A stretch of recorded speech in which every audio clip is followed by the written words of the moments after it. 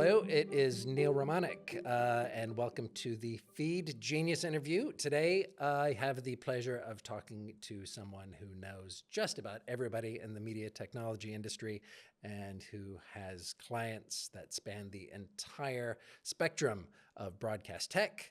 Very excited to be talking today to Sadie Groom. Sadie. Hi, Neil. I'm very shocked to be called a genius. I think my younger brothers would laugh at that quite a lot. So, but thank you anyway. Well, we'll be hearing your experience today and getting some of your genius because I know you have some. Hopefully. We're in IBC season, right? We are, it's busy. I don't think I've ever taken a holiday towards the end of August. Obviously, I've got a child who's at school, so I have to go in the school holidays, but it's never at the end of August because that would just be impossible, quite frankly. Well, people are probably after, I assume this will come out probably after IBC. But IBC is a part of the year, the end of the summer, beginning of the autumn, International Broadcasting Convention. And you are probably in a rhythm now of doing this year after year after year. How many IBCs have you been to? This would be my 29th IBC. Wow. I know, which is slightly worrying. But it's still the same destination, the same trade show that's kind of a must attend if you're in media tech. Yeah, absolutely. And I think it's, it has evolved. I think, the halls have always remained the same, maybe some new halls. There was not a beach bar. It used to be a pub. The pub is still there, but it's not as popular. But yeah, it's great. It's like going to see all my friends and family in one place for a weekend, basically. Yeah, it's part of the broadcast calendar, the broadcast tech calendar. I want to kind of, I guess, roll back to maybe talk about your career and kind of what you've done. Your job is to represent with the bubble agency a lot of the people who come to IBC, kind of the major tech providers come to IBC, provide the broadcast industry. And you've been in this industry for a long time and have seen a lot and have a lot of genius to share. But I want to, the one thing that fascinates me that I saw on your LinkedIn profile, and I think this is going to be relevant, is that you have a degree in theology. I do, and I think it's probably the thing that shocks people the most. And I think mainly because most of us hate religious studies at school or hated. And I think there were two of us at my school that just absolutely loved it. And we actually both went on to do degrees in theology. So you did, and where did you do it? So I started off at West London Institute. So I didn't get the results that I needed to get where I initially wanted to go, which was King's in London. And so I was ready to go when I was 18, ready to leave home. I grew up in a very, very small village in Oxfordshire. So I wanted to go to London. It was a really big thing for me. And so I went through clearing and I got into West London Institute, which is part of Brunel University, and had to do a joint degree. And so my other part of my degree, for 6 months, I did American Studies, and then the other 6 months I did Film Studies, but got called in about 9 months in by my senior lecturer, who just said, you know more than most of our RS teachers, so where did you want to go? And so I said I actually wanted to go to King's in London, and so he called them up and they offered me a place. But I did have to go back to the first year, so it was a bit of a painful conversation with my mum and dad to say I am now going back another year. But it was amazing. So and I think this is going to inform the rest of our conversation, because there's something in that about, I don't know, maybe transformation or perseverance, and the big picture, seeing the big picture. And it seems like a lot of your career seems like taking in this bit larger picture of the industry. Why theology? I mean, why was the... firstly, I think I had an amazing teacher, and I think, that would tie into anything I talk about mentoring as well. So I had an amazing teacher who made it fun and made it interesting. It's like anything, isn't it? It's like, we walk around IBC and you see the stands that have all the same stuff on them and use, this is a solution. It's like, oh, yawn, boring. Actually say what it does. And, so he made things interesting, and it's about people. And so a theology degree is part history, it's part sociology, it's part philosophy. I wasn't very good at the philosophy side, by the way. It's a bit of psychology. We did new religions, we did world religions. It's a very global degree. We did have to do a lot around Christianity, but then we did a lot of other religions as well. And so did you have a specialty that you focused on? Or? I specialised in Indian religions and the papacy, not together, because that would be a bit strange. That's right. Is there a connection there that you can find? Maybe leaders that were on the earth, maybe, just thinking about it. God, I never thought about that at the time. But, a pope, and then, then you have sort of figures in Indian religions that were actually there, and you can prove that they were there. So maybe it's something around that. Studying the papacy was just, well, I will actually say this, but it did come with a free scholar trip, I think it was called, to Rome for 6 weeks. So,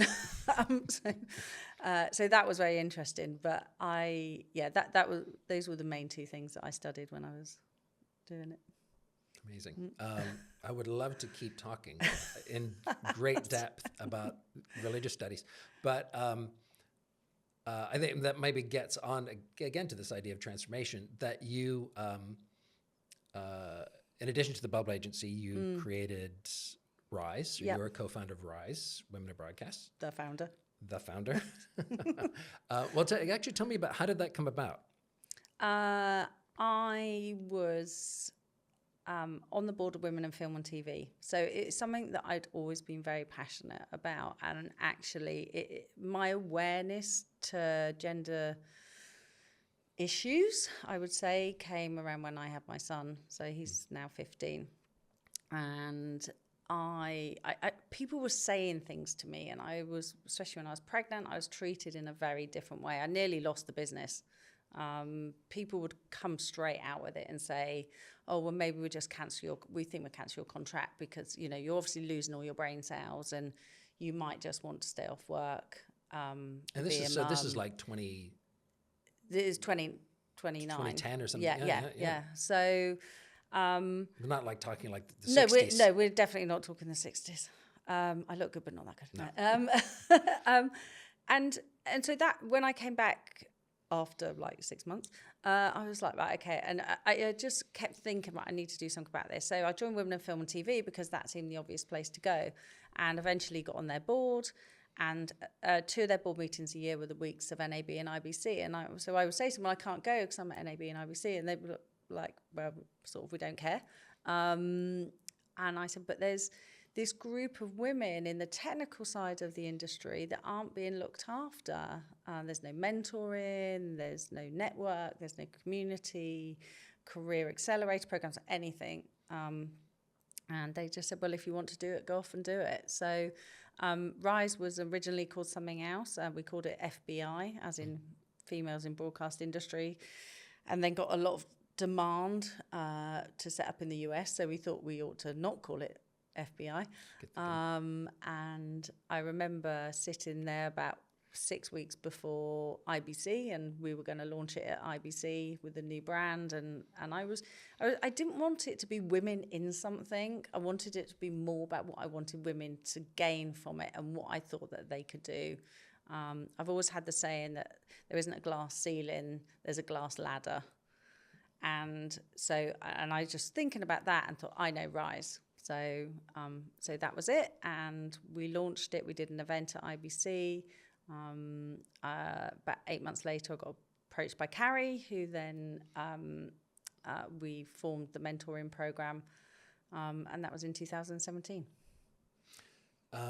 Amazing. And then, so what has I've seen some of the impact in the industry, but what has been the concrete impact that you have seen from Rise? Oh, it's huge. I mean, I think, we hit the right time spot because Me Too came, started that campaign around, a good point in Rise. People became more aware of it. But we have mentored over 800 women across the globe now. We've we've.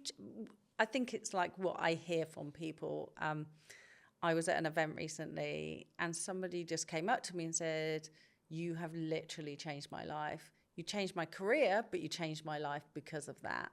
And that's I don't want to sound big head, but that's typical of the response. You know, it's Rise has done this for me. If it wasn't for Rise, I wouldn't have done this. I mean, you know, a statistic that I have is that we have a safe car initiative at IBC, and last year we had 5 women come up to us and say, "You saved me from something really bad happening by having that safe car there."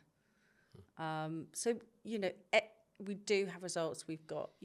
I know women that have gone from being a sales manager to being, you know, VP of sales. We've got, you know, and Rise has worked with them throughout that whole progression of their career.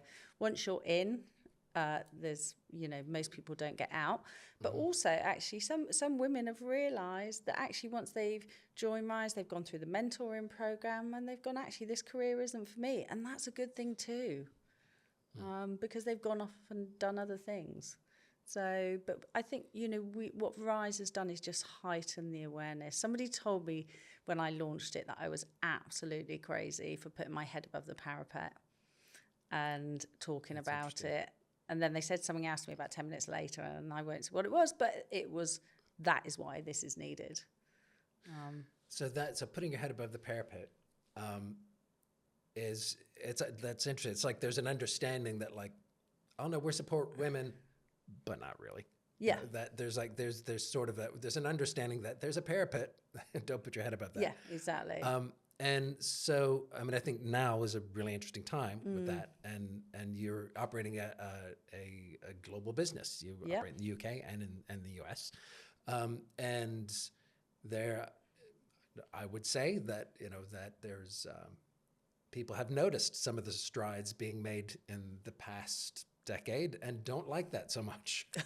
Yes. So in certain, you know, in the US especially, there's been real pushback, you know, by the government, you know, aggressive pushback against DEI initiatives, and which maybe goes to, you know, show how successful they've been, because there's pushback against something that's been there. So I'm wondering, what is it in the US? How are you seeing differences there in the industry, and I guess in Rise as well, which also has a US component to it? Yeah. Can you keep doing the same thing that you were doing when you started Rise? Or do you have to change tactics? Is it like slow and steady? You just kind of keep doing what you're doing? Yeah, I mean, to be honest, we've not really been affected by it. We have had one sponsor who had a letter from somebody in Washington saying that, you know, a very large global company saying that they had to cease all their DEI work. But we've managed to get them back in as a sponsor. So it just took a bit more time. I think it hasn't really affected us. I think the global economy changes have affected us more. And I think things like sponsorship of Rise and PR to a certain extent, and marketing is seen as a nice to have. Obviously, I will defend that, because in both instances, you know, one of the biggest things that being part of Rise offers is great employee engagement. And also, it's not just for women as well. We have a huge male, you know, membership of Rise.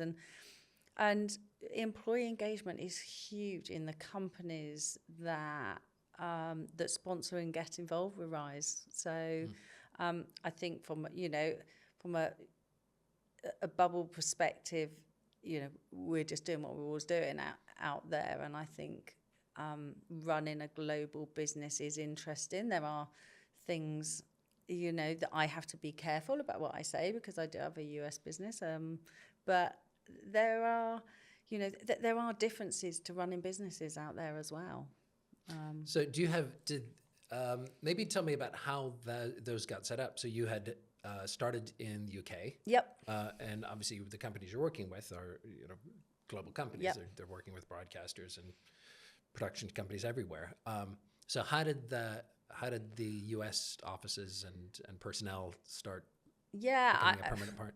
We obviously Bubble's 25 years old this year. So, and actually I spent 6 months in the early years, I spent 6 months of that living in Montreal with Softomage and going out to Boston all the time because we worked for Avid, because I'd come from Avid and set up what was called Bubble and Squeak at the time.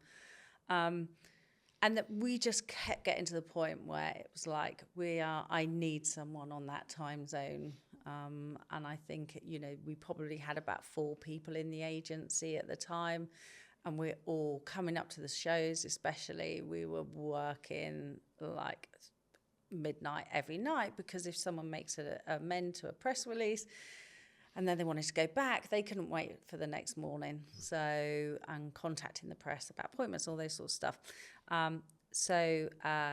My lovely colleague, Denise Williams, got made redundant from Grass Valley, and I saw her at NAB, and by IBC, she was working for us.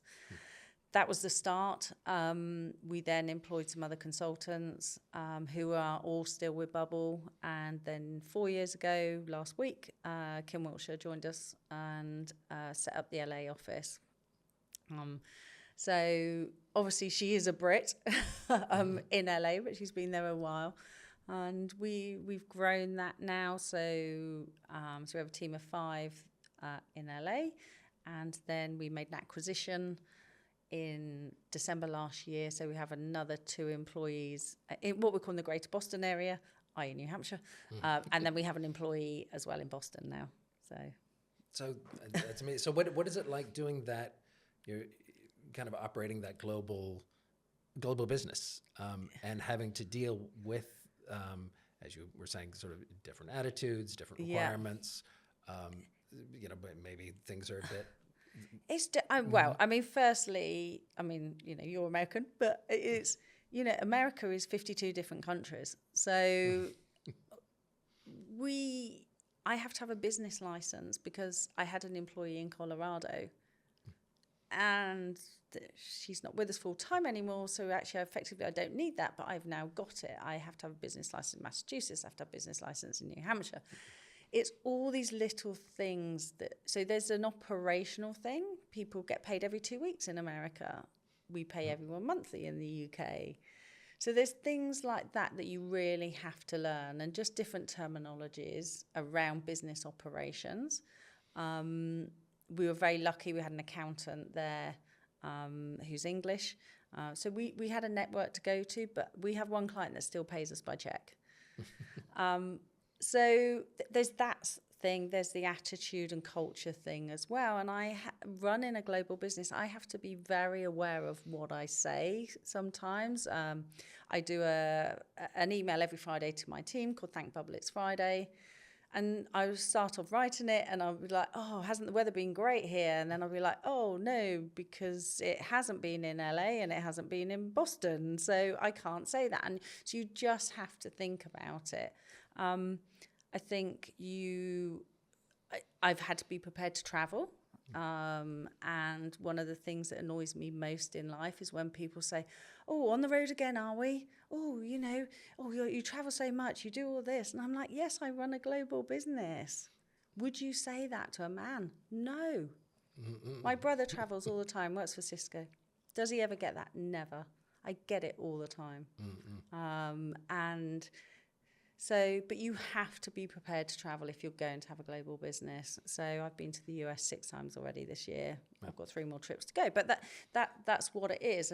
And as a mum, you just do other things. I don't ever stay on for the weekend as much as I'd love to, but I do LA Monday to Thursday and then I'm home. So I'm home both weekends. And so there's that. There's also the difference in culture in terms of networking. We have this saying in London about the vomit comet, which is the last train home. And you can't do that if you're doing an event in LA. An event in LA is typically from 5 to 7 or 5 to 8 because everyone drives. Everyone is, when you're booking a venue, you're more concerned about will everyone's valet get paid for, not the amount of cocktails everyone's going to have. So how do you network with the press? We were talking about it recently, and it's like in the security industry, which is our new industry we're working in, they have 16 main publications. Not one of them is in the same location. Now we can't go and see them all individually. We will see them at trade shows instead. But it's just that, the size of the country does make it very different. Whereas here, even if it, with European press, we could say, okay, we're going to host an event in London or Manchester or Edinburgh, and it's accessible. So you do really have to switch your mind up. So, yeah. But it's about people. Going back to why I love theology. So another thing that you have, I know that you've been very aware of, and it does. I think there's some dovetailing with Rise is also neurodiversity in the industry, and that bigger sense of inclusivity generally. Yeah. And of course, it's not like neurodiverse people have not been in broadcast technology before, but that sort of sense of recognizing who somebody is and what their strengths are and how to best use people in the best way.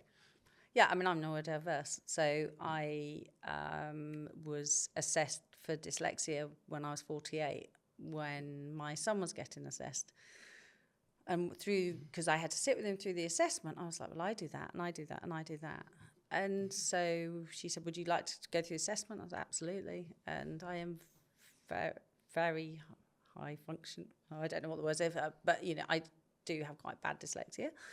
I'm also a professional proofreader, which when I told her that, she was sort of saying that it's because I can get so focused that's all I see. So I guess I just didn't know. I've always read a lot, and I've been able to read a lot, but I read very differently to most people. And when I was assessed, I sat down with my team, luckily on video call, because we had Zoom by then, and told them all. And I was like, okay, I've had this diagnosis. There is probably a bit more than dyslexia, but I'm not making excuses for myself. But I know that I interrupt, and I know that my mind goes at probably faster than most people's. It means I don't remember things as much, but it does go a lot faster. So when I drive, I'm 5 cars ahead of most other people. And so since they've known, and I've known, I've been able to deal with that. And then sometimes say, oh, God, I'm really sorry. I shouldn't have done that. I shouldn't have interrupted, but I had to get it. I think my brain works in a way I had to get it out. I think neurodiverse people are amazing problem solvers. And I think that's definitely a real strength that I have. And other people have, and then you take that into broadcast and you think, okay, well, we all wanted to watch stuff on TV. You imagine that first ever big broadcast in black and white, and everyone probably went, well, it's happening in colour. Why aren't we seeing it in colour? So you imagine this group of broadcast engineers who are probably neurodiverse going, okay, we're going to make this work because we are great problem solvers. How do I get this sport live? How do I do this? And I think that's why I love the industries that I work in, because there's all this technological innovation. That's just problem solving. So yeah, I think the industry has to really support it and notice it. From a Rise perspective, we haven't done individual programs for neurodiversity. What we've done is ensure that our programs and applications can work with neurodiverse people. So if you apply for the mentoring program now, you can send in a video rather than having to write something. We ran all our forms and things like that through a neurodiverse charity. There's a wide range of neurodiversity where some people really need to be cared for in a different way to someone like me, who, if you looked at my notepad, you'd wonder what I'd written. I relate to that very strongly. So what is coming up? What is coming up for you in the next year? And you mentioned that that Bubble has a new security clients. Yeah. So instead of going to NAB for 5 days. I was in Vegas for 10 days. So I was at a physical security exhibition before that. It was in Vegas. So, and it ran up the same week. Next year it's not the same. There's 3 weeks apart. So for Bubble,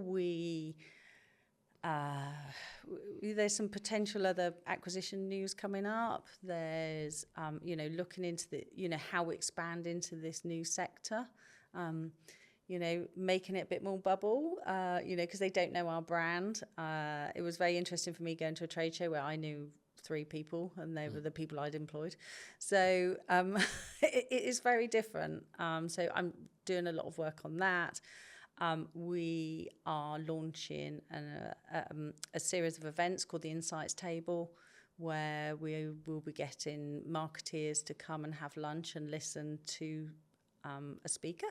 And our first one we've got is a lady talking about AI in marketing, who sort of, AI is moving so quickly. It's like, okay, what she pitched to me when I first spoke to her 2 months ago has changed completely now from what we'll be doing in October. So there's that. We have just restructured the business into business units, so we're evolving on that. And we are launching an executive board at the moment. So we're in the midst of appointing an executive board to oversee what we do at Bubble.